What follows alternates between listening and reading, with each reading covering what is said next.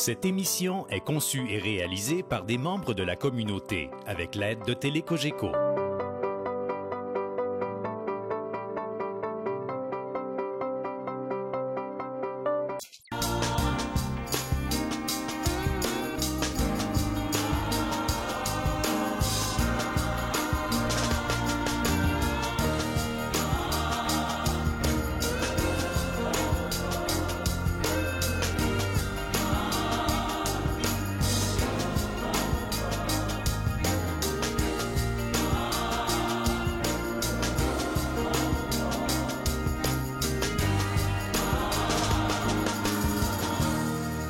Bonjour, bienvenue à Signe d'aujourd'hui.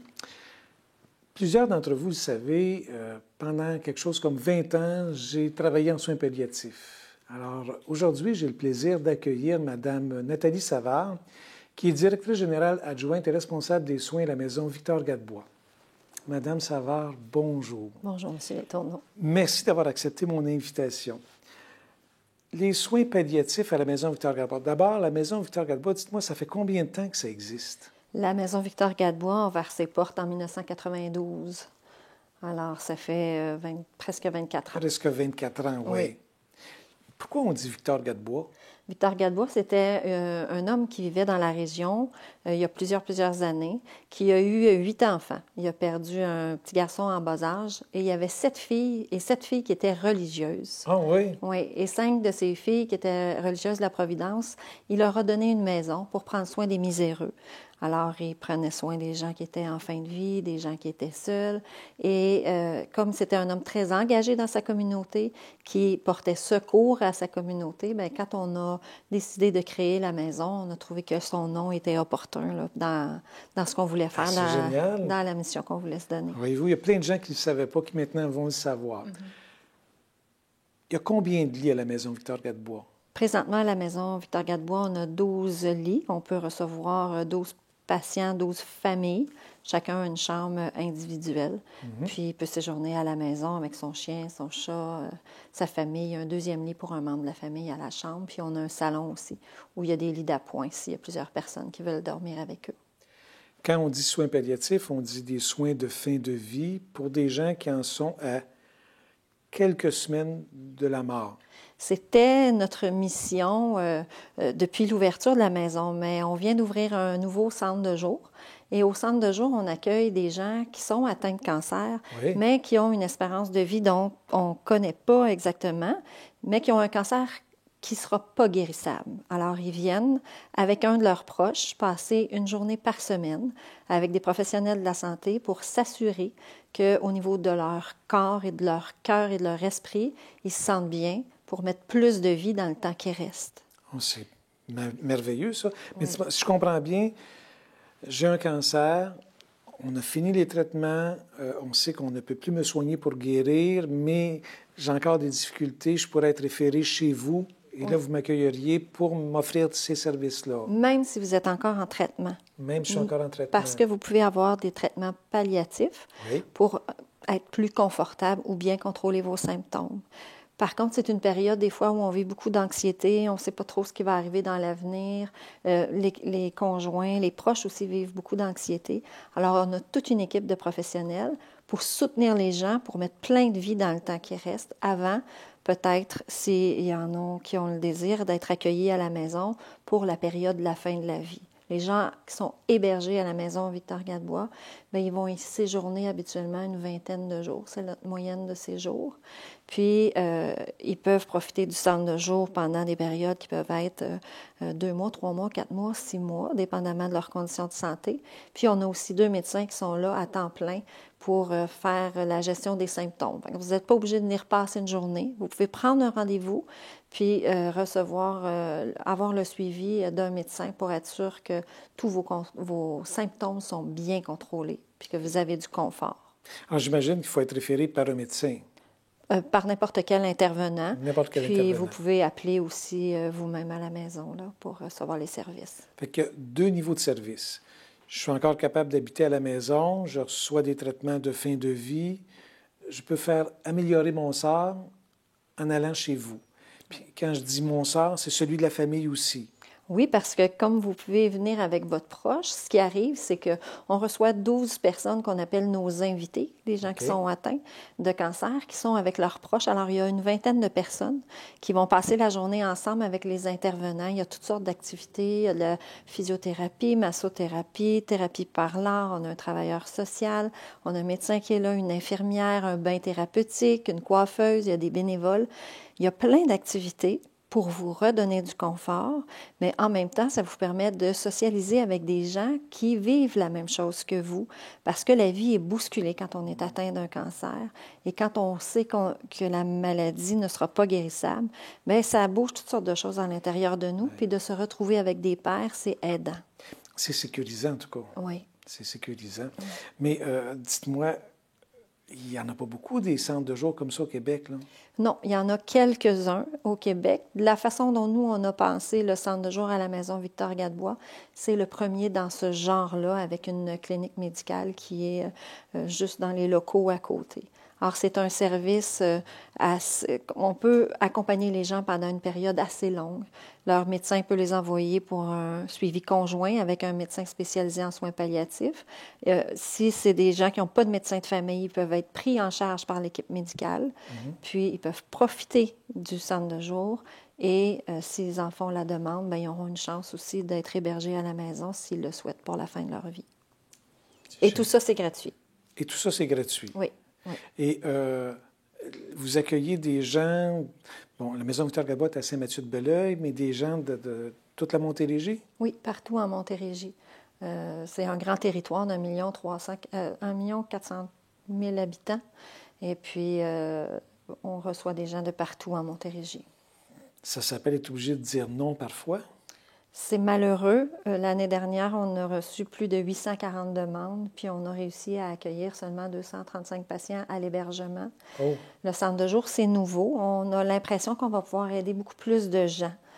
Puis on fait beaucoup de formations aussi pour que les intervenants qui sont dans d'autres milieux de soins puissent donner des soins palliatifs excellents pour que les gens soient confortables à la fin de leur vie. On sait qu'il y a quelques semaines, le ministre de la Santé a annoncé qu'il y aurait des budgets supplémentaires, une nouvelle loi pour encadrer les soins palliatifs. Ah. Oui, il y a eu la loi 2, qui est la loi sur les soins de fin de vie. Or, c'est une loi qui donne droit aux gens à recevoir des soins palliatifs. Alors, c'est un droit. Ils peuvent exiger de recevoir des soins palliatifs et quand ils sont en toute fin de vie, ils peuvent exiger d'avoir une chambre privée, d'être seuls dans une chambre avec leur famille. Alors, il y a des informations. Si vous allez sur notre site Internet, on a une formation, on a un médecin qui a fait une formation de 2 heures que vous pouvez écouter où on va vous expliquer le caractère de la loi, tout ce qui est dans la loi. C'est vrai que votre site Internet, il est merveilleux. C'est une banque d'informations. Oui, ouais. Oui. On parlait de la loi. Il y a aussi dans la loi, on parle de soins de fin de vie et d'aide médicale à mourir. La loi, c'est une loi sur les soins de fin de vie. Et dans les soins de fin de vie, il y a 2 volets. Alors, là, il y a le volet des soins palliatifs, où on va accompagner la vie sans hâter ou retarder le décès. Alors, en soins palliatifs, on s'assure que la personne est confortable puis qu'elle a accès à plein de vie dans la vie qui reste. Et il y a aussi le volet de l'aide médicale à mourir. Alors, pour les gens qui vont le désirer, puis c'est des cas anecdotiques où ils auront le désir qu'on les aide à finir leur jour avec l'aide médicale à mourir. On va s'assurer là, que pour ces gens-là aussi, il y ait accès à ce service-là dans le réseau de la santé. Mais pas à la Maison Victor-Gadebois. Non. Nous, on va se concentrer sur ce qu'on fait bien, sur ce qu'on connaît, les soins palliatifs. Mais on a quand même un corridor de services. Là, vous savez que le ministère a été très vigilant à s'assurer que s'il y a des gens qui ont besoin de ce service-là, ils y aient accès. Alors, ils ont juste à en parler avec les intervenants qui sont autour d'eux. Est-ce qu'on peut vraiment soulager la douleur? Ah oui.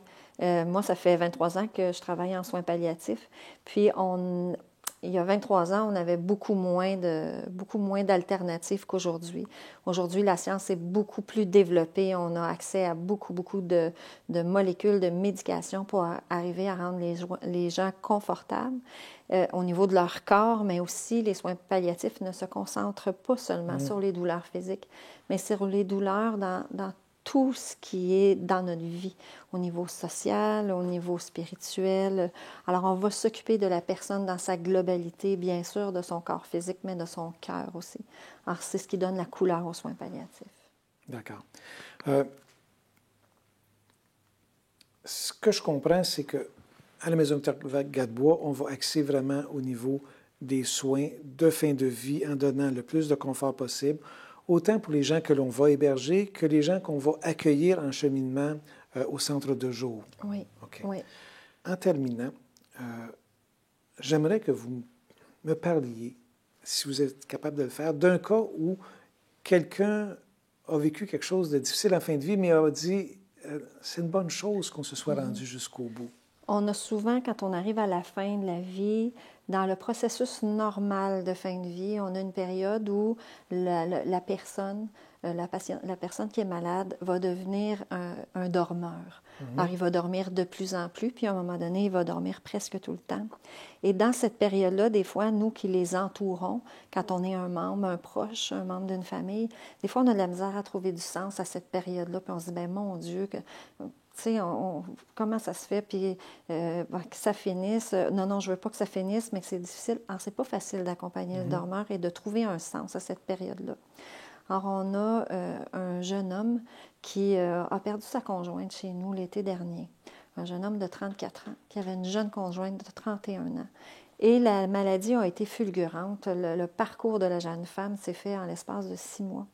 Et quand elle est arrivée à la maison, elle avait une douleur totale. Alors, elle avait des composantes physiques dans sa douleur, mais elle avait aussi beaucoup je vous dirais, d'une souffrance existentielle très importante. On est arrivé à soulager assez bien la douleur physique, mais elle est restée avec une souffrance existentielle et elle a choisi, dans les derniers jours de sa vie, d'être endormie pour cette période-là. Alors, il y a eu des discussions avec le patient, avec elle, avec la famille, puis on a donné de la médication juste pour la garder endormie. Et son conjoint, qui depuis quelques mois échangeait avec elle, mais il avait toujours peur de la déranger quand elle arrivait à s'assoupir puis à être confortable, il n'osait pas trop y parler. Puis... Alors, pendant cette période-là où elle a dormi, il a recommencé à lui parler. Il a recommencé à dessiner. Il a vécu cette période-là avec les membres de sa famille. Et sa période de sommeil a duré 3 jours. Et c'est un homme qui est revenu en suivi de deuil après à la maison et qui nous a fait un témoignage en nous disant « Écoutez, cette période-là, les 9 jours que j'ai passés à la maison Victor Gadebois et les 3 jours où ma conjointe a été endormie m'ont permis de faire la paix avec les 6 mois avant.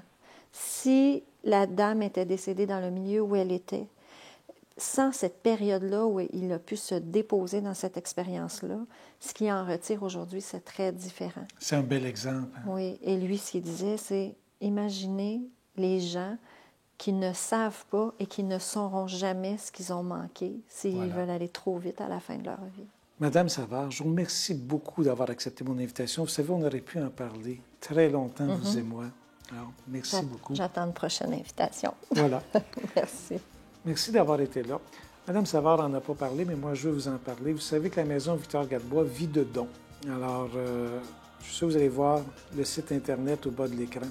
Merci d'avoir été là et je vous attends la semaine prochaine. Merci. Au revoir.